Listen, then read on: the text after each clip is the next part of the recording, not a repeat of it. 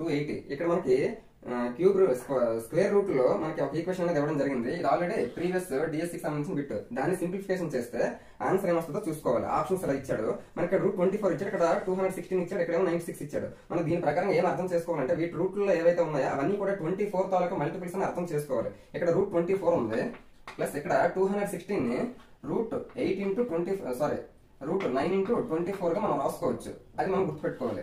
Next √96 ని కూడా 4 into 24 గా రాసుకోవచ్చు. ఇప్పుడు అంటే మనకి ఈ కాన్సెప్ట్ అనేది తెలియాలి. √24 లో అన్ని ఉన్నాయనే విషయం మనకు తెలియాలి. 96 24 ఇంటూ 4 అని మనకు తెలుసు.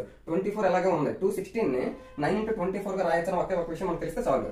ఇప్పుడు చూస్తే ఇక్కడ √24 ఇక్కడ √24 ఇక్కడ √24 అంటే కామన్ తీస్తే √24 ఇంటూ ఇక్కడేమో 1 ఉంటుంది ప్లస్ ఇక్కడేమో √24 బయట తీస్తే కంటే ఇక్కడ √9 ఉంటుంది. √9 అంటే ఏమవుతుంది 3 అవుతుంది బై ఇక్కడ కూడా √24 బయట తీస్తే ఇక్కడ ఏముంటుంది √4 ఉంటుంది. √4 అంటే ఏంటి 2.